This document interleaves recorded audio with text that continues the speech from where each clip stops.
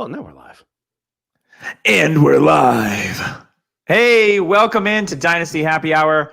If you're checking us up on Facebook, YouTube, Periscope, thank you for viewing our beautiful faces. If you're tuning into the podcast, thank you. I hope you enjoy this on either a very early Monday morning or a very late Sunday night. It's week 5. We are over a quarter of the way through the season. So we're going to talk a little bit of redrafting the 2020 rookie draft tonight. It's a really fun exercise to do. We've got a quarter of the season's data in front of us. And I think it's going to be really interesting because this rookie class is a pretty dang good one. So I'm your host, Doug Eddy. I'm here this week with both Tim and Tyler. Tim, you have a beautiful American flag behind you. How the hell are you, fine sir? I'm doing all right. We were discussing some post-sports injuries or prior sports injuries. Thank God none of them had to do with us. They were other people. Don't worry. Yeah. But obviously, I think the big takeaway from week 5 is if you're watching that Cowboys game, bit of a rough break. Sad. That's a terrible phrase to use here. But bit of a hey, you don't say that. Bit of a rough go for Dak Prescott and the Cowboys. But I'll give them credit here. They did a smart thing and went and got a serviceable Andy Dalton now. Serviceable? You mean the red rifle? I mean, red rifle, Andy Dalton shooting down there in Texas. Pow, pow, pow, pow. You know, it's going to be a lot of fun. That Michael Gallup catch was all Andy Dalton. Yeah, it was absolutely. All Andy Absolutely. But yeah, it was 9% of dynasty owners currently are without a quarterback. Yeah, it was. I felt really bad for Dak just as a person for everything that he's been through so far this year. You know, dealing with depression.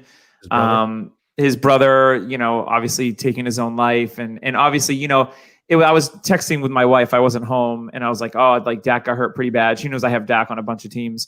And I said, I felt really bad for him. And I said, he was crying. And she's like, well, he's probably in a lot of pain. I go, no, I don't even think he was crying because he was in a lot of pain. I think he was crying just because of everything that's gone on and him knowing that, my season is probably over. And when you take away hey, this is your job and this is what you love and you're passionate about, and you realize that you're not going to be able to do that. I think it just hit him like a ton of bricks. And I felt so bad seeing him sob on the cart. And I was just like, oh man, I feel so bad for Dak because he's a really fun player to watch. He does everything right. He's a fun player to root for. I had him on some fantasy teams, but it's you know what? I lose Dak for the season. That's not even it. Just not to watch him play football is the sad thing. I'll find another quarterback. No one's going to replace Dak, but it's fantasy. This kind of stuff happens all the time. I just felt really bad for Dak as a person, especially, going into his free agent year. Yeah, that's the worst and he was putting up numbers. I was excited. Oh, for sure. Tim was excited to see how Dak finished out this season. What kind of numbers? Because he was on some crazy paces. 27,000 yards passing or so, give or take. 4,900 touchdowns. Yep, easily. It was going to be he was on some really crazy paces. It really stinks for anybody that was a share owner of Dak Prescott. But like Doug said, you can go out and find somebody else on the waiver wire or whatever. But it stinks to lose one of the good ones. Yeah, and if you're a Twitter person and you're on Twitter and there's just some vile people out there, even Tony Dungy on the NBC broadcast was like, oh, this is a blessing in disguise or whatever because now they get back to the run, and I'm like, really? Are you kidding me? Yeah, that is just so insensitive. And I won't go on a tangent about Tony Dungy, but there's some things that have happened in his personal life. So you would think that with someone that had something similar that Dak Prescott has experienced in his family would be a little bit more sympathetic to everything Dak is going through and not say something like that. So it was even more shocking that Dungy said something like that because I feel like he would never say that about Peyton Manning or anybody else. And just for that to be his analysis was just kind of disgusting. But I want to talk a little bit about fantasy going forward. So we all know that Andy Dalton is going to be the starting quarterback of your Dallas Cowboys now. Obviously set up for success from an offensive weapon standpoint. Yes. Do we view Andy Dalton going forward as a solid QB2 in your Superflex leagues? Yes. If you had Dak, are you trying to acquire Andy Dalton? Do we think that he's going to do a decent job here as the Cowboys starting quarterback? Because they do have issues along the offensive line. Tyron Smith, I think, is out for the year. La'el Collins is out. They've got a lot of issues along that line. So, I mean, I'm kind of not as hot on Andy Dalton as it seems some people tend to be. But I think he does have enough weapons. But what do you think of this situation, Tyler, from a fantasy standpoint for all the, at least let's start with Andy Dalton. So what do you think about Andy Dalton going forward? I think he'll be perfectly fine. He'll probably be 75, 80% of what Dak is. I mean, Dak was on a tear. I disagree. See, I disagree with that. See, I think I'm the wrong person to ask because I actually like Andy Dalton. I have for years. I think he's a very capable quarterback.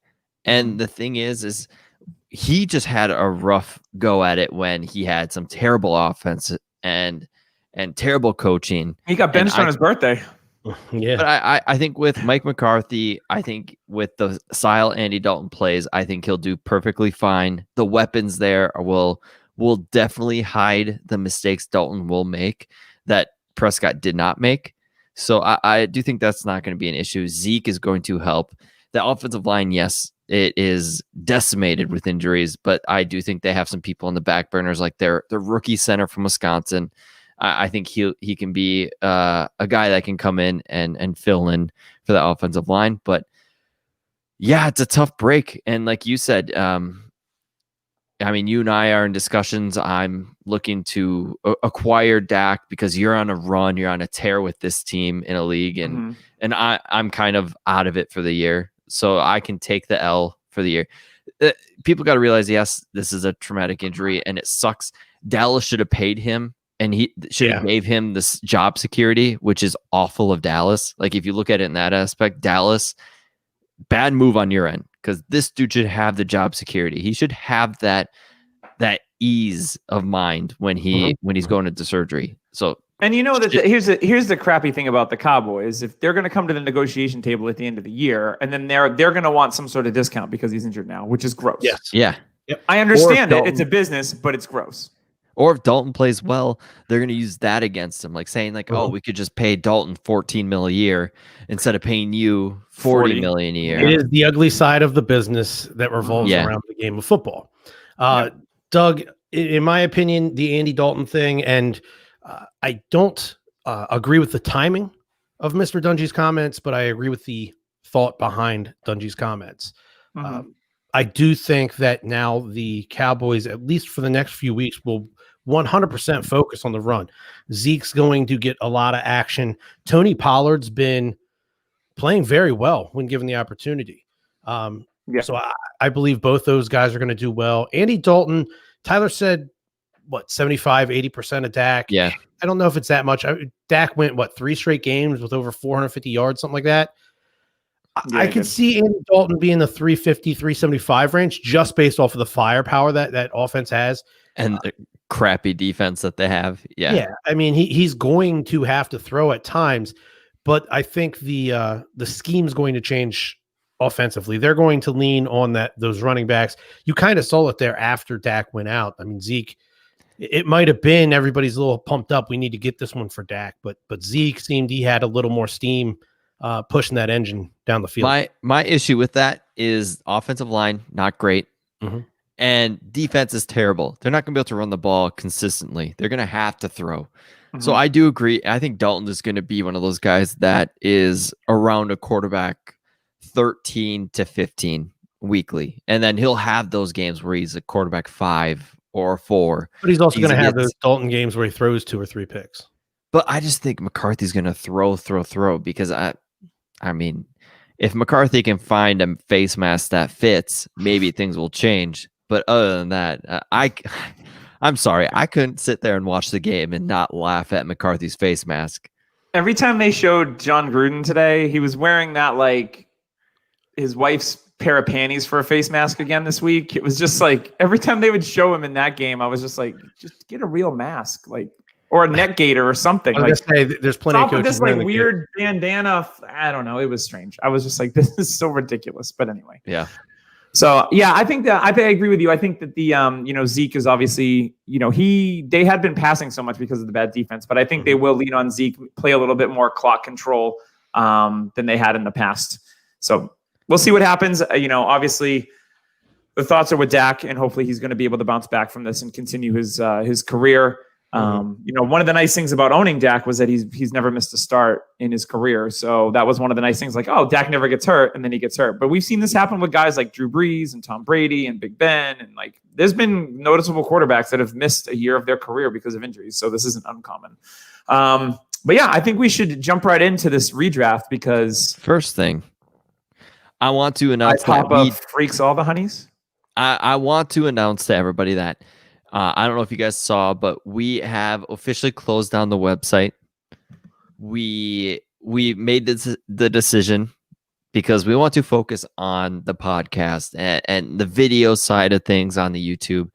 I mean, the site is tough to get rid of. I want to thank all the writers that we had. Everybody did a great job. The rankers, the writers, we're keeping some people on for the video side, and of course the other podcasts are coming on. The IDP, we're looking for a couple new hosts. So if you're interested, hit us up on Twitter or email us, dynastyhappyhour@gmail.com. But other than that, I just want to thank everybody for the support for the website and all the writers, of course, all your hard work and everything. All the editors that we had 2 of them. They did a great work. And yeah, it's sad to see it go, but we are going to move on with the podcast. And I think this will help us all kind of make the podcast even better than what it is, which, I mean, God, if we could get the podcast a little better, come on, guys. we could add a little bit more oomph, if you will. A little more oomph, yeah. And that's another thing. Our store is still on Viridian Global. You can get the Oomph t-shirt that just came out this week. We're going to be talking about some Oomph players in this rookie draft. And it's going to be interesting. Superflex rookie draft. I'm really excited about this because I want to see where players go. Like, who's going to be the huge riser that was kind of sitting back? Is Chase Claypool from this big game going to go in the early second? I don't know. Maybe. I don't know. You look like a stud. Tim, you got a random draft generator, so let us know where our picks are. So I draftordergenerator.com. I typed our 3 names in, the team 1, team 2, team 3. I left the rest of the 8 teams available. Hit, submit. And at the 101, we have Mr. Doug Eddy. Oh, let's go. I came in at 4, so I'll be picking at 102. And at 6 was Tyler, so you'll have the 103. Perfect. That's actually what I wanted. All day I was thinking, I want the 103.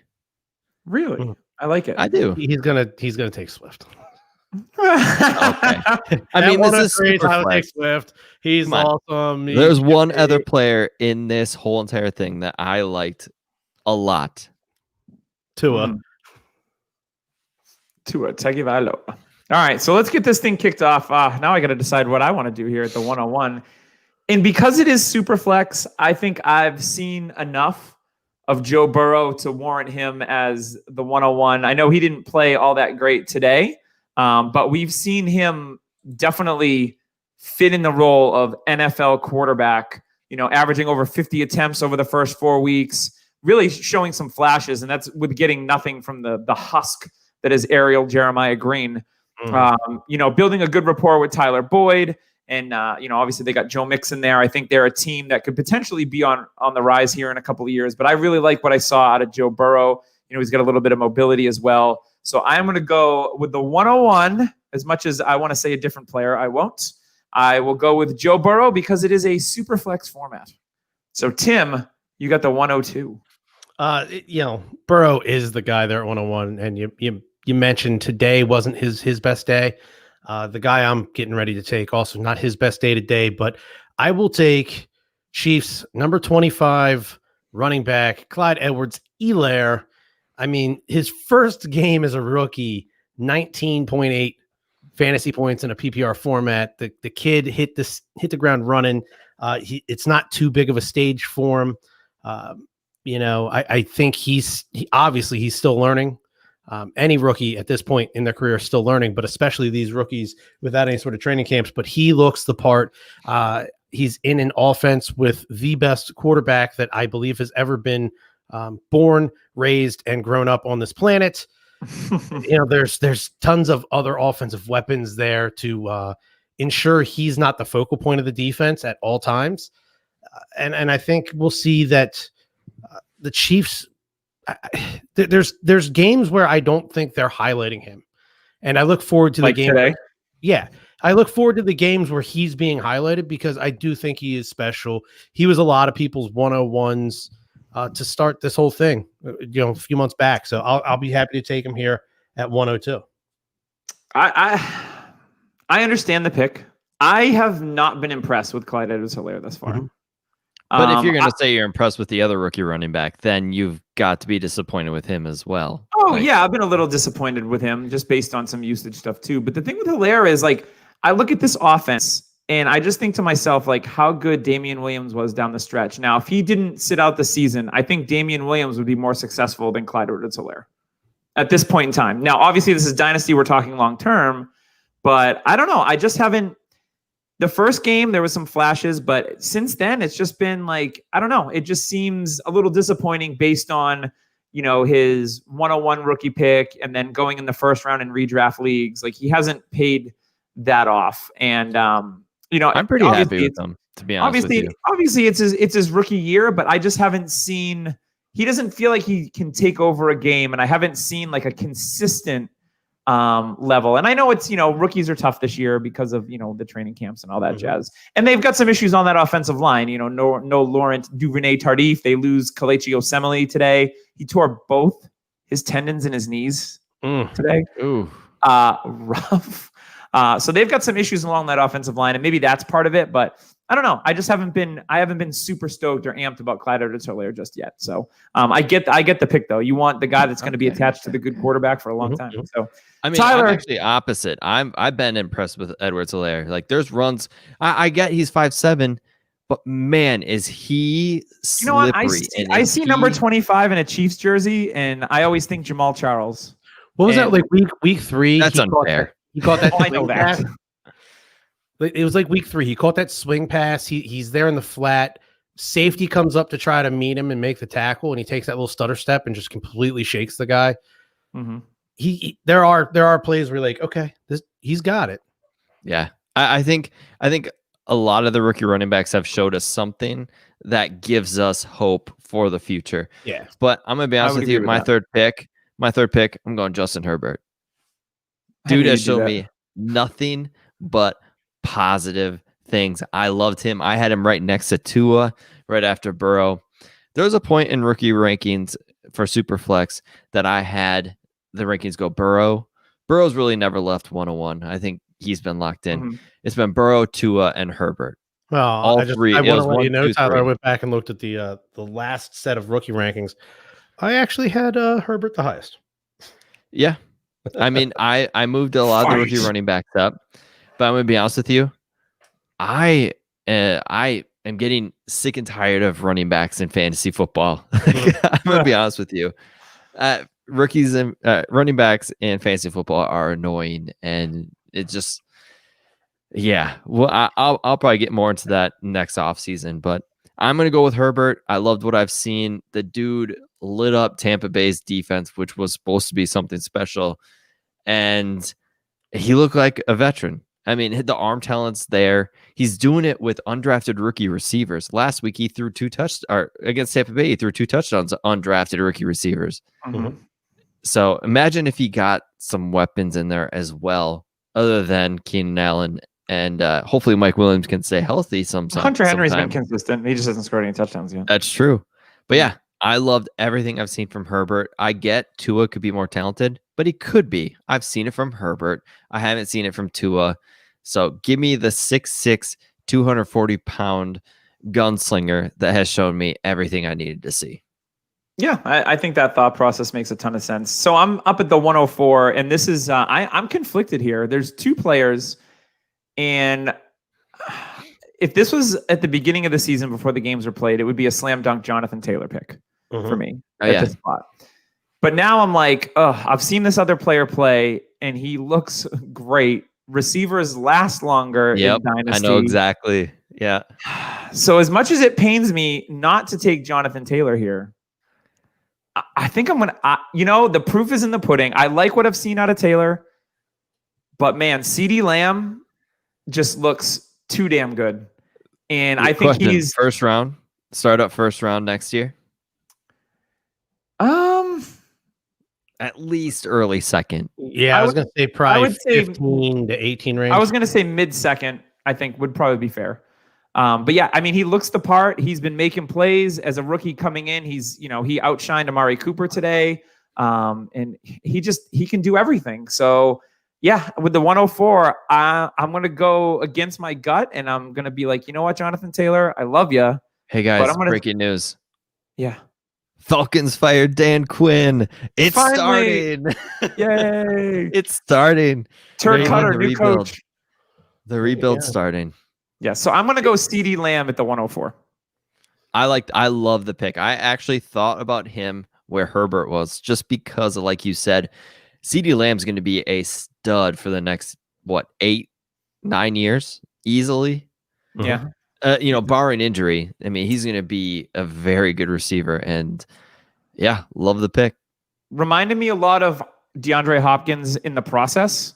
Maybe a more explosive version. And now that I see him on the field, it's yeah, I see it. There's a lot of Hopkins in his game. So I see a lot of Calvin Ridley. Like the size. Hopkins I think it's juiced up, Calvin. I think the size. Calvin's so slight. Yeah. Well, I mean, the funny thing is the same exact size. CeeDee Lamb 6'1", 6'2", a buck 98. Calvin Ridley's maybe a buck 90, but I mean Hopkins thicker. So when I see that comparison, I'm not quite sure. I mean, CD needs to hit the weight room a little more, and he'll get there probably. He holds up to those big hits though. He took a couple of big ones today, and he won the end zone right up, and he was good to go. Yeah. So all right, Tim, you got the 105 here. Well, now I'm stuck in a conundrum here because I know my man crush at receiver is definitely not going to be there next time I make a pick, but Jonathan Taylor for the Indianapolis Colts is running behind a fantastic offensive line. It's my personal belief that quarterback they have there is about cooked at this point. Oh my God, that's bad. But when I go back and watch Jonathan Taylor on Game Pass, this kid, he's going to be special. This kid is going to be special. There are moments in games where he, in my opinion, is seeing possibly the wrong thing, or he's not trusting what he's seeing, or he's just not willing to kind of make that cut, even though that's not how the play is designed. But the kid's special. The kid's athletic. He's big. He runs hard. He runs fast. I wish they'd throw it to him a little bit more, but I think that's just something throughout practices, throughout a camp next year. Hopefully, he'll be able to prove to the team he has the ability to do those things. But I'm going to take Jonathan Taylor here with my second pick.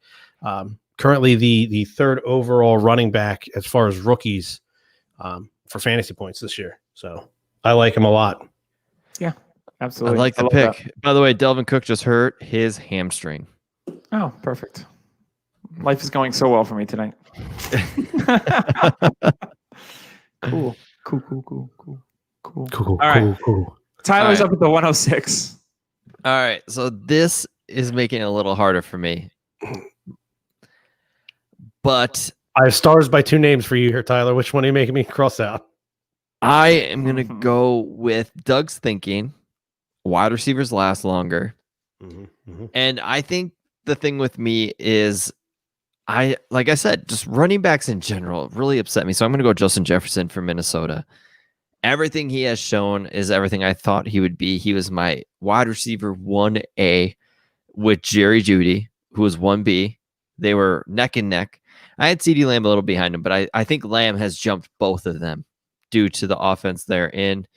But I love everything I've seen from Jefferson. And people are saying, well, it's only 2 games. Well, he's only started these 2 games. BC Johnson was in weeks 1 and 2. And remember when I told you guys they just need to get him going? And look what the offense is doing once they actually have somebody next to Thielen. So Justin Jefferson has been a light for this offense that has really put some oomph into this offense. So give me Jefferson. I like that take quite a bit. I thought you might go there. So that brings me up at the 107, and this is a super flex league, so I think there's a little bit of value here at 107. We haven't seen him play yet, but Ryan Fitzpatrick, you're taking him? Yes, I'm taking Fitzmagic. We haven't seen him play yet, but I think the potential. You see that the Dolphins, they do have some weapons in the passing game with Williams, Parker, Gesicki. Probably draft a running back in the offseason. I don't think Myles Gaskin is the answer. But I think with a team, Myles Gaskin. I think with a team that has a lot of draft capital, they have a lot of picks. They can really build around Tua Tagovailoa. I think at a 107 in a Superflex league, I would be really happy because quarterbacks are just so dang important in Superflex leagues. Yep. You can't really have enough of them, to be honest. I mean, I had Cam Newton, Jimmy Garoppolo, and Big Ben in the UDPL last week, and I couldn't start any of them. So it was quite hilarious. I mean, yeah, and I almost won, but anyway. So I'm going to go with Tua Tagovailoa here at the 107, just on the upside, the situation, the weapons that potentially can be around him, and the weapons that they can add because they're going to have free agency dollars. Miami's always an attractive location, especially if they play like they did today and they start to win some games. And they've got a ton of draft picks. They have Houston's first and second round pick, which could be top 10 picks at this point. We don't know. If they draft Jamar Chase, ooh, that would be hot. That offense could be very good. Yeah, so I'm going to go Tua at 107, especially in this Superflex format. Back to Tim at 108. I was really hoping Tua made it to me at 8, but very good pick there. I mean, yeah, in a Superflex league to have a guy who was, despite the hips, still in contention as some people's quarterback one in the class. It's a great pick here at 7. So it's going to make my choice here at 8 pretty easy. I'm going to go with my wide receiver 1 going into the season, Mr. Jerry Jeudy. Obviously, we're not going to see the Broncos play this week, but we've seen in the first 4 weeks of the season Jerry Jeudy be able to show athleticism, burst, speed, amazing route running, great hands, the ability to go up and high point the ball, win the tough catches. The kid in 4 weeks already before Cortland Sutton got hurt had people questioning how long is it going to be until Jerry Jeudy is the alpha there in Denver. Obviously there's quarterback issues now for the Broncos, so we got to kind of give him a bit of a mulligan, let's say. His numbers probably wouldn't be what they would have been if he got to play with a competent starting quarterback the entire season. But just what I'm seeing on film, what I'm seeing in the stat lines, despite the bad quarterback play, really has me excited for Judy's future. And I think he is, in my opinion, the biggest upside receiver still in the class. I think he has the highest ceiling of all the guys in the class still. I love it. Yeah, I like that pick as well. Big Booty Judy at the 108. All right, Tyler, you're up next at the 109. Hit me. Deandre Swift. Deandre Swift. I mean, I thought about him over Justin Jefferson. I thought about him over Herbert. What are you talking about? That's kind of true. I thought about him over Burrow. I posted a stat on Twitter this weekend saying, Swift has scored no less than 10 PPR points every week but week 3 when he got 1 catch, which was one of those, like, he was in the doghouse for a game. But he's scored over 10 PPR points every single week. And he's doing it with tons of less touches than Jonathan Taylor. And Jonathan Taylor is only 16 PPR points ahead of him. So what I'm seeing is a guy that even gets a little tiny boost throughout the season is going to skyrocket up, and he's going to be more valuable. So if you have a chance to buy Swift, you should do it. They're on a bye week this week. Go out and buy DeAndre Swift. Everything I've seen is what I hoped he was. I wanted him in this Alvin Kamara-esque role because he's so dangerous in space, and I'm seeing him used that way. I mean, AP, as much as I am just annoyed with how he's in the way, it doesn't seem like he's going to go away because, I mean, he's just a cyborg. You can't defeat cyborgs unless you have Arnold Schwarzenegger, and then there's a chance. But he's a cyborg himself. I mean, Frank Gore, AP, they fight each other. What's going to happen? World's going to with their walkers with the tennis balls on the bottom. I'll get So, you, Frank Gore. So yeah, I love Deandre Swift. I think he's somebody who's just going to. There's going to be a week where he is all of a sudden just like, oh damn, there he is. Like there's going to be a week where he's over 100 all-purpose yards and like 2 touchdowns, and he's going to show why he was so highly touted. You know what? I sure as heck hope so, because that Detroit backfield is almost as messy as my player, which I want to take at the 110, and that's J.K. Dobbins. We've seen Dobbins flash. Obviously, week 1, he comes out, he scores 2 touchdowns. Everyone's on fire about J.K. Dobbins, like, oh, this is it. And then the next few weeks, he gets very little run. This week, he didn't get a lot of run. Mark Ingram led the Ravens in carries with 11 in a game that they were ahead of the whole time. So obviously this year it's very frustrating because you have Gus Edwards, you have Dobbins, you have Ingram. But I really like what I've seen from J.K. Dobbins. And the hope is, much like when you pair CEH with Patrick Mahomes, is that you want the running back that's going to be attached to the franchise quarterback in Lamar Jackson, who will probably end up signing a long-term deal and staying in Baltimore, I would assume. Former league MVP. You get him in there. Ingram walks after this year. Gus Edwards, I think, is either an unrestricted free agent or a restricted free agent. And I do like Gus Edwards, but I think J.K. Dobbins just has the 3-down skill set to really flourish. It's really just going to be a matter of if Baltimore chooses to approach it a little bit differently next year. And I'm willing to take the risk on that because I believe in the talent and what I've seen so far in the player with J.K. Dobbins. So, and I think at the 110, like, I'm pretty happy with that. I think that's a good value, him slipping to me at the very end of the first round. Yeah. So, Tim, you're back up, 111. Very good. And I'm going to finally get on the board here. I'm sorry, with my second receiver. I thought I was taking my first receiver, but the Jacksonville Jaguars have found themselves a weapon in Laviska Shenault. I almost went Laviska. I mean, I was wrong, by the way. Laviska Shenault, I was completely wrong on. I was way off. I mean, this week he led the team in receptions. He has not had he's only had one game, through 5 weeks, less than 10 fantasy points. And this is from a rookie without a training camp. First week of the season, he came out 13.7 points. They're using him to run. I think he's got 9-10 rushes on the season so far already. He's lined up everywhere. Yeah, I mean, he's a weapon, and they're using him as such. And I'm excited to see how they continue to use him. He's shown, again, like I said with CH, the stage is not too big. So what I've seen out of Laviska Shenault, I was not as high on him as certain people. I wasn't as low on him as Tyler. I know. Yeah, so I'll eat a little crow here myself. I should have been higher on Laviska because I'm taking him here at the back end of the first round, and I'm very happy to get him here at 11. Yeah, and if you got him in the end of the second round, like he was in that tier break this year, it was pretty much like Shenault, Edwards, and Ayuk were like those last 3 guys at the end of the second round for receiver before you hit your Zach Moss and sometimes AJ Dillon.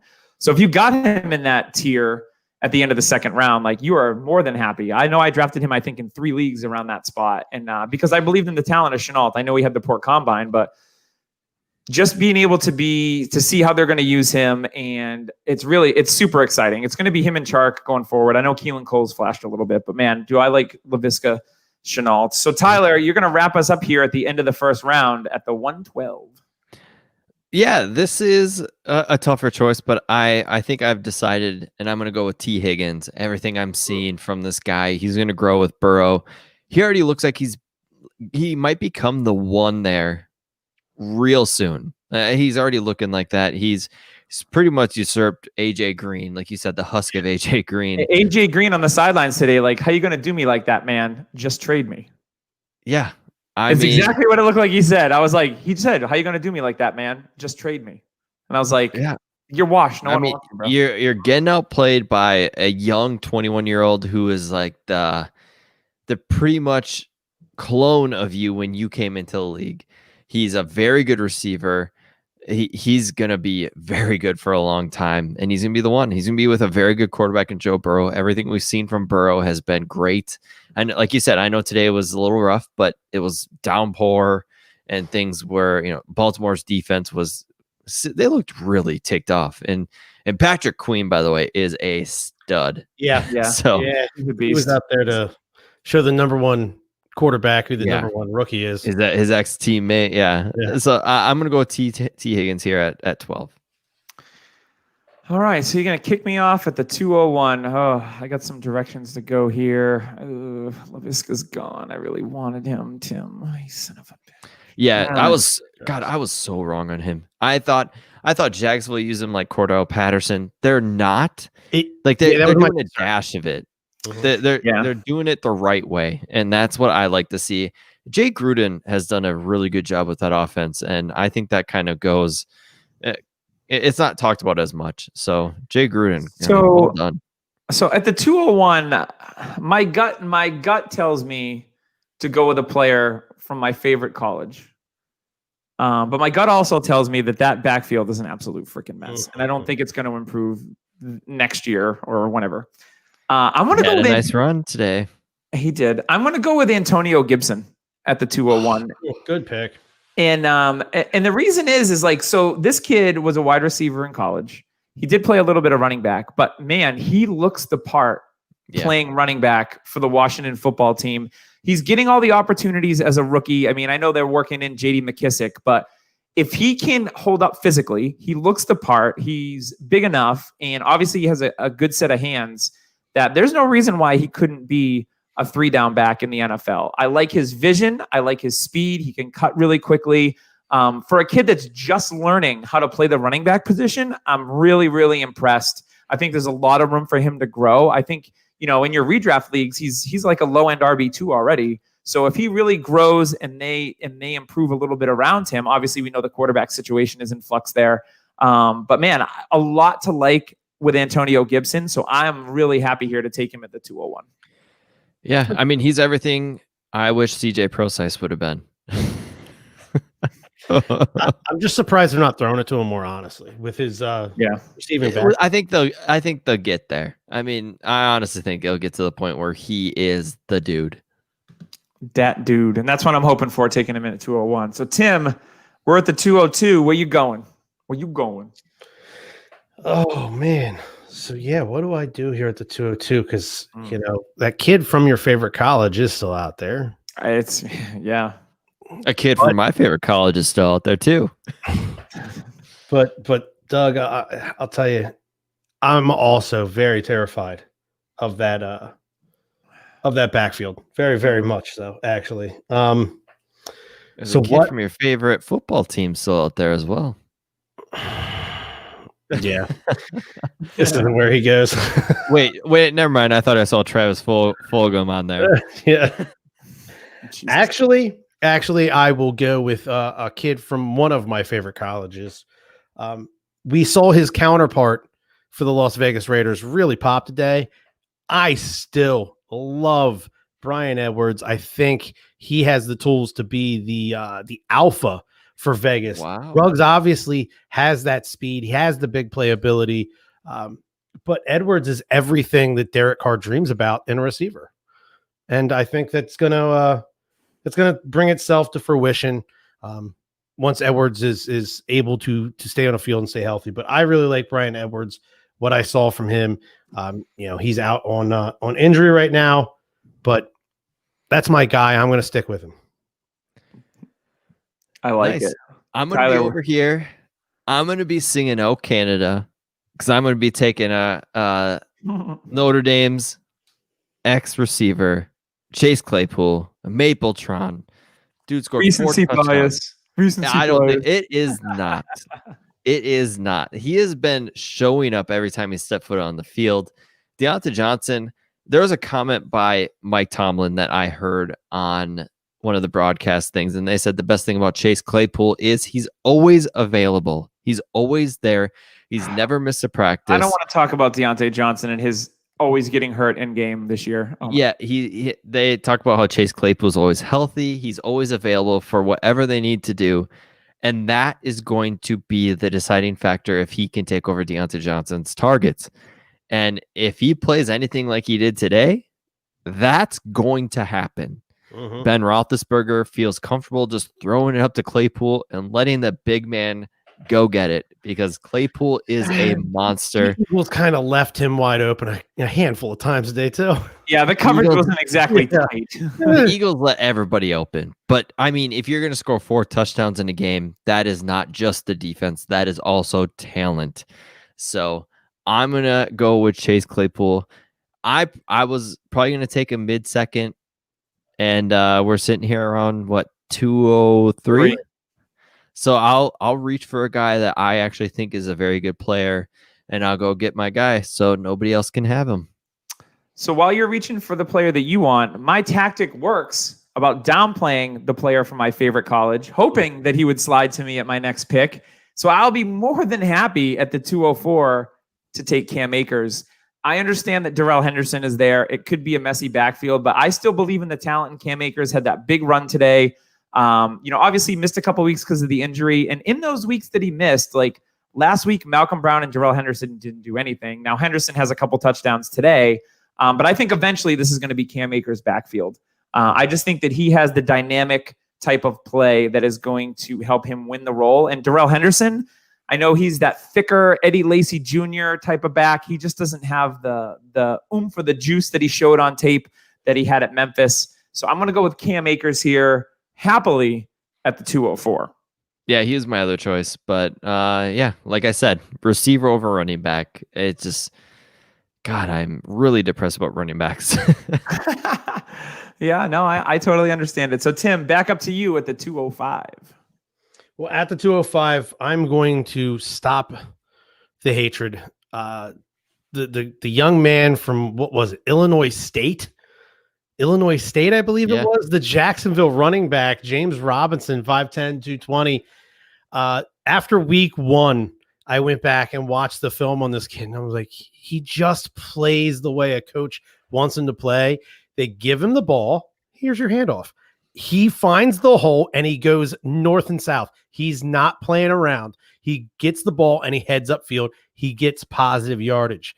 I'd like to try to look into the stats and see what kind of plays for negative yardage James Robinson has. I bet that statistic, that metric would be pretty low because this kid doesn't play around once he gets the ball in his hands. Not a ton of work in the passing games. I think he's topped out at 6 targets as his big one. But okay, I'm pulling it up. Yes, 6 targets, 6 catches this week. 7 targets, 5 catches. Last week, 4 for 4. So the guy does catch the ball pretty well, apparently too. Not a huge Jaguars fan, not watching all the Jags games. But the kid's been soft J. Jaguars. But he has been a pleasant surprise for the Jaguars, a very pleasant surprise for fantasy owners, and I'll be happy to take him here in the mid-second round. He is the currently number 1 rookie running back from this class. Yeah, and honestly, I've watched a lot of him after everything, and the thing that's going to keep him in the league is his vision. He has plus vision. Mm-hmm. And with that offensive line they have in Jacksonville, like I saw on Twitter, James Robinson vision makes Leonard Fournette look like he was running with a blindfold on the past 3 years. Like that's how James Robinson's vision is, and it is good. So I think that's what will actually keep him in the league for a good amount of time. Yeah, I like that. And I think any team that can have a young running back on the cheap, along, especially with a young quarterback on the cheap, because I don't think the Jags are going to have the number 1 pick, but they still might take a quarterback in the first round. I think that's an attractive spot to be. And I actually think that builds you a little bit of job security in today's NFL. Is that like, hey, if you're a rookie, you're making pennies on the dollar. Yeah, like why would they bring in a big budget free agent or draft, a running back highly when if they have a guy that they like, and they clearly like him enough. They clearly like him enough that they let Leonard Fournette go. They let him walk. So I think that's good for James Robinson's dynasty prospects, and that builds in a little bit of job security for him too. So we're going back to Tyler here at the 206. First, I want to give Doug good news. Delvin Cook is back. So yes, you are good to go. Can Justin Jefferson get some more catches so I can win my weekend redraft? That would be great. Also, speaking of coming back, my next pick is Jalen Rhaegar, because he will be back, and him dropping this far is almost criminal. I mean, Wentz is throwing it to Travis Fulgham and making him look like a superstar. He played very well today. Greg Ward looked pretty decent too. Yes, Greg Ward. If Jefferson comes back healthy, Tim is shaking his head, and Jalen Hurts can throw him the ball. And Jalen Hurts can throw him the ball when he comes in and takes over for Wentz. I think Rhaegar can blow up. I mean, okay, I'm going to make a joke, but I'm kind of serious. Jalen Hurts' one throw was the best throw of the Eagles today. It was a decent throw. And that's just how bad Wentz is playing. I like Wentz still. I think he's got a good future in the NFL. I just think he's so in his head about things that, and I think honestly, probably Hurts getting drafted did not help his mentality. It probably did not help his confidence. So I think actually benching Wentz and just letting him breathe, letting him okay, dude, just watch the games. Let the game slow down a little bit for you. Let things come back because he's overthinking. He's thinking too quick. His feet are going faster than his arm and mind. He just needs to slow down. So I do like Jalen Hurts, but I do like Jalen Rhaegar as well. So the Jalens can connect. Ooh, Team Jalen. Jalen squared over there. And I not Tim, you're shaking your head. Are you not a fan of Rhaegar? No. I mean, I don't think you are because you see how awesome Justin Jefferson is for Minnesota. I wasn't super high on Rhaegar to begin with. I was very high on Justin Jefferson throughout the entire process. The NFL draft happens. We have the shot at Justin Jefferson. They decided to take Rhaegar. Yeah, still really kind of reeling from the fact that the Dallas jumped in front of us to take CeeDee Lamb because that'd have been nice. I mean, he did jump in front of him to take Dallas Goedert. So yeah, well, what's he doing? So anyway, yeah, Rhaegar, and there was plenty of those comps as soon as the Eagles took him. Oh, he's Deshawn Jackson, and so far he kind of is small, fast, big play guy. Yeah, that can be fun. But he's not on the field. So yeah, I was worried that would happen, and so far it has. Poor Eagles. All right, I'm back up at the 207, and I'm a little conflicted. There's a couple players that I really like here. I think I'm gonna give a case because I think probably Tim is gonna take the other player, or at least I think that's what he's gonna do. So I'm gonna take Henry Ruggs here. And the reason I'm taking Ruggs over Brandon Ayuk is because I think there's a clearer path to targets with Henry Ruggs. I think his ability to have the big play, and I think Ayuk has a little bit of that too. We saw that really nice touchdown last week with the hurdling and the jumping, and they can use him all over the place. But I am starting to get really concerned with the 49ers quarterback play. Jimmy Garoppolo was benched this week. CJ Beathard came in. Nick Mullins wasn't even active. It is a freaking mess for the San Francisco 49ers. Also, they have Deebo Samuel. They have George Kittle. They like to target the running back. So I don't know what Brandon Ayuk's ceiling is from a target percentage-wise goes, but I think Henry Ruggs, because he doesn't have a lot of competition, it's him, Edwards, and Hunter Renfrow pretty much. And they're not using the running backs in the passing game an awful lot. So I'm going to go with Henry Ruggs, the dynamic playmaker. I typically don't lean players that are the Jalen Rhaegars, right? He's fast. He's got speed. I typically don't lean those players, but I think Ruggs over Ayuk, those are the kind of decisions that I'm making is that hey, the quarterback play, at least I know Derek Carr is consistent. It's not going to be a different quarterback every week. God, how did that taste saying it? I know. And there's also a clearer path to targets, in my opinion, for Henry Ruggs than there is with Brandon Ayuk. So I'm going to go Henry Ruggs here at the 207. Yeah, you took my hopeful pick that would have dropped. Okay. So Tim, what are you taking at 208?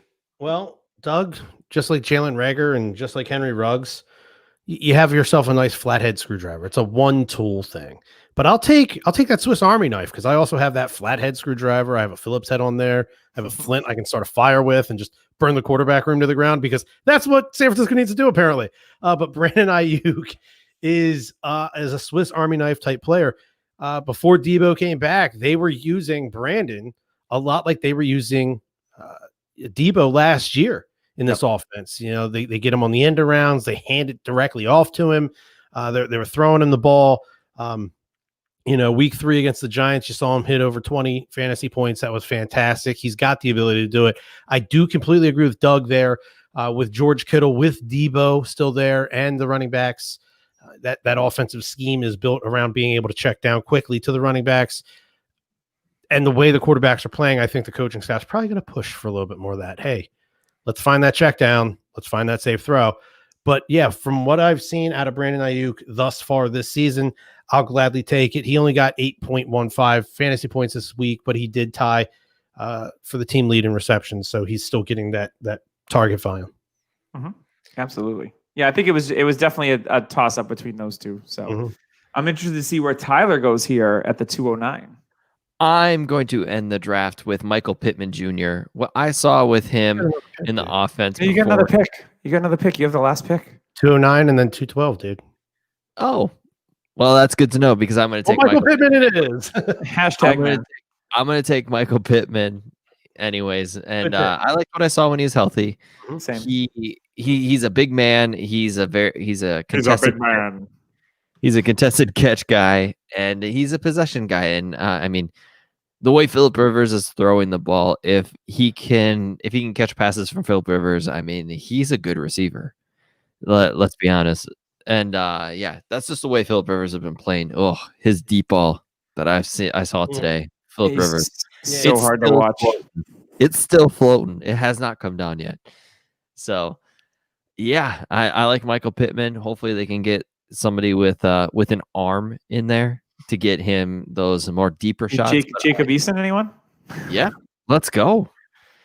Might as well. Yeah, Michael Pittman, let's not forget the draft stock, and hopefully he doesn't float away like Paris Campbell was, and can revive his dynasty stock again because he's going in the early second round. So I think getting him here is a good value.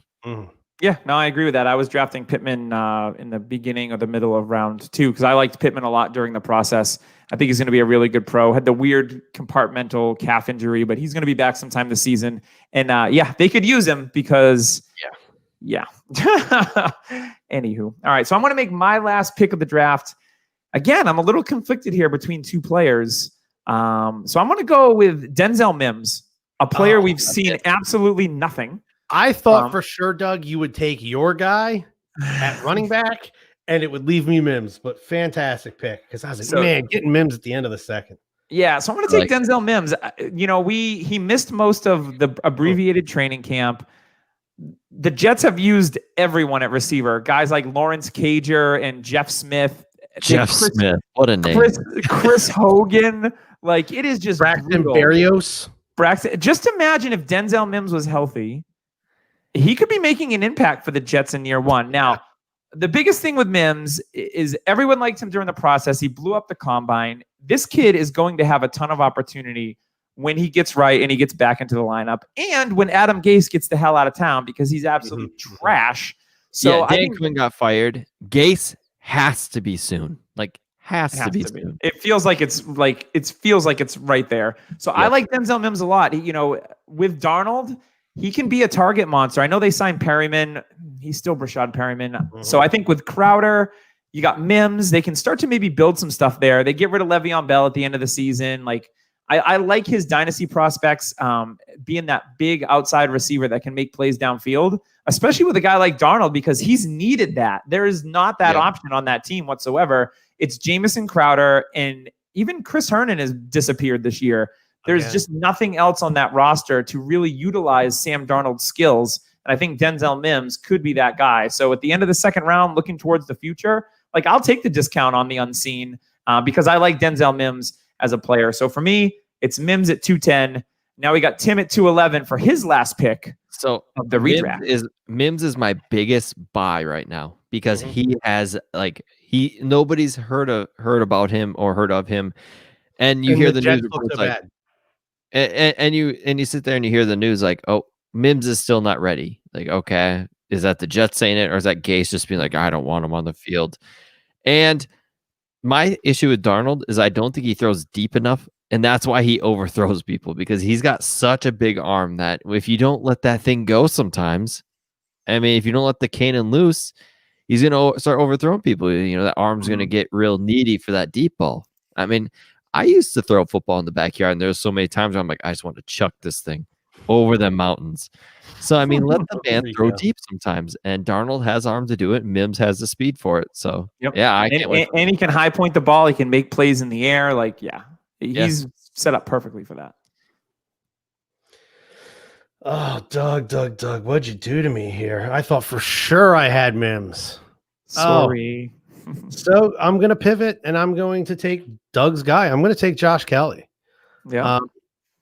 Especially now with the injury there at the running back position, we'll get to see Josh Kelly really, really get used and see what he can really, really do. But from what I've seen the first 4 weeks of the season, is the kid is a no-nonsense runner. He is the best between the tackles runner the Los Angeles Chargers have. I really do like his game. He's not going to run away from every defensive player in the league, but he's going to run past most of the defensive linemen and linebackers.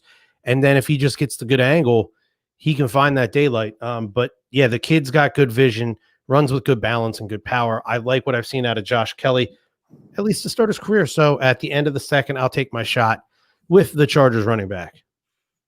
Yeah, I like that a lot. I would just, I'm a little concerned with the fumbling. That would be my only concern with Josh Kelly. Hopefully he hangs onto the ball.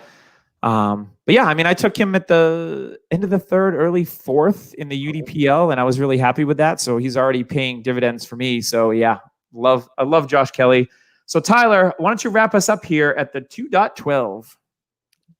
This is tough. I mean, I honestly am thinking about Jalen Hurts because I do think he's going to come in sometime. Tim, I know you Eagles fans are thinking, no, there's no way it can be. I don't know about that. He's not ready. I'm gonna go with the shock pick. I'm gonna go Gabriel Davis. Oh, I had him written down. It was my possibility to be mentioned. Yep, great pick.